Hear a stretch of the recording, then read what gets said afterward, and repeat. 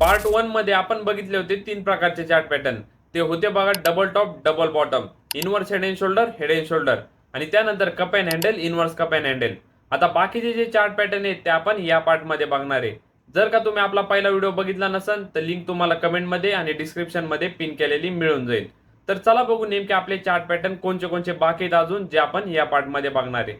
त्याआधी हे बघा इथं लिहिलेलं आहे बुलिश, म्हणजे जे पण चार्ट पॅटर्न आपल्या या साईडला असणार आहे ते असणार आहे बुलिश चार्ट पॅटर्न. आणि इथं लिहिलेलं आहे बेरिश, म्हणजे जे पण चार्ट पॅटर्न आपल्या या साईडला असणार आहे ते असणार आहे बेरिश चार्ट पॅटर्न.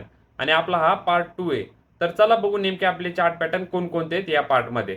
जे आपलं पहिलं चार्ट पॅटर्न आहे ते बघा पीनट चार्ट पॅटर्न. हे एका त्रिकोणी आकारासारखं आहे. एखादा स्टॉक आहे तो समजा त्रिकोणी आकारातच मोमेंटम करतोय त्यामुळे हे पॅटर्न तिथं बनतं. आपण बघू की नेमकी बुलिश पॅटर्न दिसतं कसं आणि हे चार्टवर बनतं कसं. इथं बघा एक स्टॉक आहे तो समजा अप ट्रेंड मध्ये, अप ट्रेंड मध्ये असताना तो बघा एका त्रिकोणी आकारातच इथं मोमेंटम करतोय. तीन जशी या ट्रायंगलची ब्रेकआउट दिली तर इथं बघा स्टॉक किती वर गेलेला आहे. आपल्याला सिंपली इथे मार्क करून घ्यायचंय, ट्रेंड लाईनने हे मार्क करायचं आपल्याला हे त्रिकोणी आकार. आणि त्यानंतर त्यांनी ब्रेकआउट दिल्यानंतर आपण तिथं बाय साईडला आपला ट्रेड प्लॅन करतो. त्यानंतर जे आपलं बेरिश पॅटर्न आहे ते कसं आहे बघा. एक स्टॉक आहे तो सध्या डाऊन ट्रेंड मध्ये, डाऊन ट्रेंड मध्ये असताना त्यांनी बघा इथं या त्रिकोणातच मोमेंटम दिली. त्रिकोणात मोमेंटम देताना इथं बघा त्यांनी दिला ब्रेकडाऊन आणि स्टॉक बघा किती खाली गेलेला आहे. आपल्याला पण इथं सिंपली हे मार्क करून घ्यायचंय, त्रिकोण आपल्याला इथं मार्क करून घ्यायचंय. त्यानंतर जेव्हा त्यांनी तिथं ब्रेकडाऊन दिली तिथं आपण घेतो सेल साईडला एंट्री आणि त्यानंतर खाली आपण आपलं प्रॉफिट बुक करतो. तर चला बघू की नेमकी चार्टवर कसं दिसतं पॅटर्न. इथं बघा चार्टवर इथं एक अप ट्रेंड नंतर इथं आपलं बनलेलं आहे बुलिश पीनट पॅटर्न. त्यानंतर याला ट्रेड कसं करायचं ते बघा. आपल्याला पहिले बघायचंय की पॅटर्न बरोबर बनलेला आहे का. पहिले अप ट्रेंड होता, त्यानंतर इथं बघा आपल्या एका स्टॉकने इथं ट्रायंगल मध्येच मुवमेंटम दिलेली. इथं त्रिकोणात मुवमेंटम देताना त्यांनी इथं दिली बघा ब्रेकआउट. ब्रेकआउट दिल्यानंतर आपल्याला त्या कॅन्डलच्या वरती घ्यायची एंट्री आणि तिच्या खाली ठेवायचा आपला स्टॉप लॉस. त्यानंतर आपल्याला इथं टार्गेट घ्यायचंय बघा 1:2 चं आणि 1:3 चं. 1:2 चं घेतल्यानंतर आपल्याला स्टॉप लॉस ट्रेल करत करत 1:3 च्या टार्गेट पर्यंत जायचंय. जर का तुम्हाला माहित नसेल मित्रांनो हे टार्गेट कॅल्क्युलेट कसं करते, टार्गेट लावते कसं, तर तुम्ही आपला या आधीचा व्हिडिओ जाऊन बघा. जो आपला टूल्सचा व्हिडिओ आहे त्यामध्ये मी ते सगळं सांगितलेलं आहे की नेमकी टूल्सचा वापर कसा करायचा आणि त्यानंतर स्केलचा यूज कसा करायचा, मेजर कसा करायचं, ते सगळं सांगितलेलं आहे. तर तुम्ही तो जाऊन व्हिडिओ बघा, तिथं तुम्हाला सगळे तुमचे बेसिक डाऊट क्लिअर होतील. तर चला बघू की नेमकी जे आपलं बेरिश पीनट पॅटर्न आहे ते चार्टवर कसं दिसतं. इथं बघा शार्प डाऊन ट्रेंड नंतर इथं बनलेलं आहे आपलं बेरिश पीनट पॅटर्न.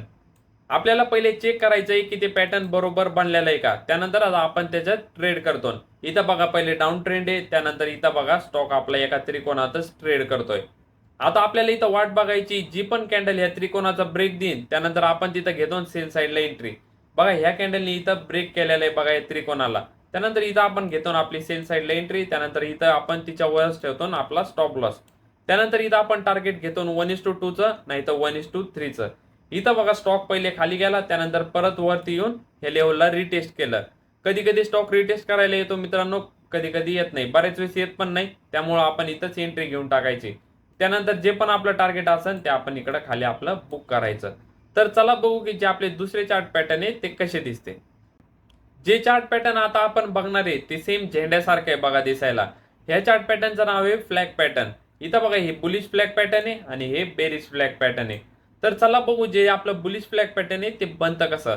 इथं बघा जो स्टॉक आहे आपला तो सध्या अप ट्रेंड मध्ये, त्यानंतर तो बघा एका फ्लॅगच्या आकारातच इथं मुवमेंट करतोय. त्यानंतर जी पण कॅन्डल या फ्लॅगला ब्रेक करण त्यानंतर तिथं आपण घेतो बाय साईडला एंट्री, त्यानंतर आपलं टार्गेट असेल इथं वरती. तसंच आपलं जे बेरिश फ्लॅग पॅटर्न आहे ते पण सेम असंच आहे. इथं बघा जो आपला स्टॉक आहे तो सध्या डाऊन ट्रेंड मध्ये, त्यानंतर तो एका फ्लॅगच्या आकारातच इथं ट्रेड करतोय. त्यानंतर जी पण कॅन्डल ह्या लेवलला ब्रेक करण तिथं घेतो आपण सेल साईडला एंट्री, त्यानंतर आपलं टार्गेट आपल्याला बघा खाली भेटून जाईल. आपल्याला इथं पण 1:2 आणि 1:3 चं टार्गेट घ्यायचंय. इथं बघा दाखवलेलं इथं आपल्याला पोलच्या साईजचं टार्गेट घ्यायचंय म्हणून, पण तेवढं आपल्याला भेटत नाही दरवेळेस, त्यामुळं आपण इथं 1:2 नाही तर 1:3 चं टार्गेट घेतो. तर चला बघू हे पॅटर्न चार्टवर कसं दिसतं. इथं बघा चार्टवर इथं पहिले आपल्याला ट्रेंड चेक करायचा आहे. इथं अप ट्रेंड आहे बघा. अप ट्रेंड नंतर जो पण आपला स्टॉक आहे तो बघा एका फ्लॅगच्या आकारातच इथं मुवमेंट देतोय.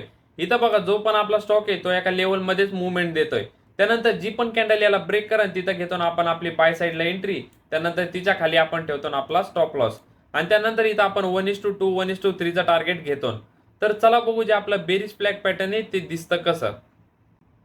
इथं बघा डाऊन ट्रेंड नंतर इथं बनलेलं आहे आपलं बेरिश फ्लॅग पॅटर्न. पहिले आपल्याला बघायचंय की ते बरोबर बनलेलं आहे का. हा आहे आपला पोल आणि त्यानंतर हा आहे आपला फ्लॅग. इथं आपल्याला बघायचंय की कोणती कॅन्डल ह्या लेवलला ब्रेक करते. ह्या ट्रेंड लाईनला ह्या कॅन्डलनी ब्रेक केलेलं आहे. त्यानंतर आपण इथं घेतो ना आपली एंट्री, इथं टाकतो ना आपली सेल साईडला एंट्री, इथं ठेवतो ना आपण आपला स्टॉप लॉस. त्यानंतर आपण इथं 1:2 1:3 चा टार्गेट घेतो. तर चला बघू जे आपले दुसरे चार्ट पॅटर्न आहे ते दिसते कसे. जे चार्ट पॅटर्न आता आपण बघणार आहे ते सेम दिसायला पीनट पॅटर्न सारखंच आहे बघा. पीनट पॅटर्न पण सेम असं दिसायचं. तर चला बघू नेमके चार्ट पॅटर्न कोणतं आहे. ते आहे बघा असेंडिंग ट्रायंगल आणि डिसेंडिंग ट्रायंगल. याच्या नावात ट्रायंगल आहे बघा. आता बघू की नेमके या दोन्ही पॅटर्न मधला फरक काय आहे. जे आपलं पीनट पॅटर्न होतं ते बघा ह्या स्ट्रक्चर मध्ये होतं, असं होतं बघा ते दिसायला. त्यानंतर जे पण आपलं असेंडिंग ट्रायंगल पॅटर्न आहे ते फक्त एवढाच एरिया कव्हर करतं. त्यानंतर जे पण आपलं डिसेंडिंग ट्रायंगल पॅटर्न आहे ते बघा एवढा एरिया कव्हर करतं फक्त. याच्यात एवढाच फरक आहे फक्त. तर चला बघू नेमकी जे आपलं असेंडिंग ट्रायंगल पॅटर्न आहे ते बनतं कसं. इथं बघा एक स्टॉक आहे तो सध्या अप ट्रेंड मध्ये. अप ट्रेंड मध्ये असताना तो बघा या लेवलला इथं रेजिस्टन्स घेतोय. तो ज्या पण लेवलला रेजिस्टन्स घेतोय ती लेवल आपल्याला मार्क करून घ्यायची. ती लेवल कधीच ब्रेक होत नाही आणि ती जेव्हा ब्रेक होईल तेव्हा तिथं आपण बाय साईडला एंट्री घेतो. इथं बघा स्टॉक एका अप ट्रेंड मध्ये तो एका रेजिस्टन्स लेवल त्यांनी एक रेजिस्टन्स लेवल बनवली. त्यानंतर तो गेला खाली तिथून आणि त्यांनी बनवली इथं एक सपोर्ट लेवल. इथं बघा ती सपोर्ट लेवल आहे आपली ती रायझिंग मध्ये म्हणजेच ती वरती वरती चालली. त्यानंतर आपला स्टॉक बघा ह्या लेवलमध्येच मुवमेंट करतोय. इथं बघा ह्या लेवलमध्ये मुवमेंट करतोय. त्यानंतर त्यांनी केली ही लेवल ब्रेक. इथं घेतो ना आपण आपली बाय साईडला एंट्री आणि आपलं जे पण टार्गेट असेल 1:1 1:2 चं आपण ते इकडं घेतो. त्यानंतर जे आपलं डिसेंडिंग ट्रायंगल पॅटर्न आहे ते बनतं कसं ते बघा. एक स्टॉक येतो सध्या डाऊन ट्रेंड मध्ये. डाऊन ट्रेंड मध्ये असताना त्यांनी बनवली बघा इथे सपोर्ट लेवल. सपोर्ट लेवल बनवल्यानंतर तो बघा ह्या लेवलमध्ये ट्रेड करतोय. ह्या लेवलमध्ये ट्रेड करताना इथं बघा आपली जी रेजिस्टन्स लेवल आहे ती लोअरिंग होती म्हणजेच कमी कमी होत चालली. त्यानंतर जो स्टॉक आहे आपला तो इथं मुवमेंट देत राहिला. त्यानंतर ज्या पण कॅन्डल इथं ब्रेक केलंय तिथं घेतो ना आपण आपली सेल साईडला एंट्री. त्यानंतर जे पण आपलं टार्गेट असेल ते आपण आपलं खाली बुक करतो. तर चला बघू नेमके चार्टवर पॅटर्न दिसतं कसं, याला ट्रेड कसं करायचं. तर चला आता चार्टवर. इथं बघा चार्टवर इथं एक अप ट्रेंड नंतर इथं बनलेलं आहे आपलं bullish ascending triangle pattern. Bullish म्हणजे असेंडिंग ट्रायंगल पॅटर्न आहे. इथं बघा स्टॉक पहिले वर गेला त्यांनी बनवली ही रेजिस्टन्स लेवल आपल्याला ती मार्क करून घ्यायची. त्यानंतर बघा इथं जी आपली सपोर्ट लेवल आहे ती वरती वरती होत चालली म्हणजेच राईज होत चालली. ती बघा ह्या वरती वरती होत चालली होती. त्यानंतर इथं ह्या कॅन्डलनी तिला ब्रेक केलंय. इथं घेतो ना आपण आपली बाय साईडला एंट्री, तिच्या खाली ठेवतो ना आपण आपला स्टॉप लॉस. त्यानंतर आपला 1:2 1:3 चा टार्गेट आपण इथं घेतो. तर चला बघू आपलं जे डिसेंडिंग ट्रायंगल पॅटर्न आहे ते चार्टवर दिसतं कसं. इथं बघा शार्प डाऊन ट्रेंड नंतर इथं बनलेलं आपलं एक डिसेंडिंग ट्रायंगल आहे पॅटर्न. पहिले बघू की नेमकी बरोबर बनलेलं आहे का. पहिले डाऊन ट्रेंड आहे बघा. त्यानंतर जो पण आपला स्टॉक आहे किंवा इंडेक्स आहे तो या लेवलमध्ये ट्रेड करतोय. इथं आपल्याला एक गोष्ट लक्षात ठेवायची, जी पण आपली रेजिस्टन्स लेवल आहे ती लोअरिंग पाहिजे म्हणजेच खाली खाली येत पाहिजे. त्यानंतर जी पण आपली सपोर्ट लेवल आहे ती स्ट्रेट पाहिजे. इथं बघा जी पण कॅन्डल ह्या सपोर्टला ब्रेक करेन ती इथं टाकतो ना आपण आपली सेल साईडला एंट्री. ह्या कॅन्डलने ब्रेक केलं इथं टाकतो ना आपण सेल साईडला एंट्री. इथं ठेवतो ना आपण आपला स्टॉप लॉस. त्यानंतर इथं आपण 1:2 1:3 चा टार्गेट घेतो. ते आपल्याला इथंच मिळून जाईल. पण इथे आता एक गोष्ट बघा मित्रांनो, ज्यांनी पण हा ट्रेड बीटीएसटी साठी होल्ड केला असेल त्याचा किती प्रॉफिट झाला असेल. इथून बघा त्यानंतर दुसऱ्या दिवशी आपला जो स्टॉक आहे तो direct 400 point gap down open झालेला आहे. त्यानंतर इथं बघा त्याला इथं बरंच प्रॉफिट झाला असेल. अजून एक आपलं चार्ट पॅटर्न बाकी आहे ते आता आपण बघू कोणतं आहे. जे चार्ट पॅटर्न आता आपण बघणार आहे ते सेम दिसायला बघा असेंडिंग ट्रायंगल डिसेंडिंग ट्रायंगल त्यानंतर पिनट पॅटर्न आहे. ते कशा एका त्रिकोणामध्ये होते हे पण सेम त्रिकोणामध्येच आहे चार्ट पॅटर्न पण. इथं ट्रेंड मॅटर नाही करत, अप ट्रेंड असो किंवा डाऊन ट्रेंड असो हे दोन्हीकडे पण काम करतं. याचं नाव आहे बघा सिमेट्रिक ट्रायंगल चार्ट पॅटर्न.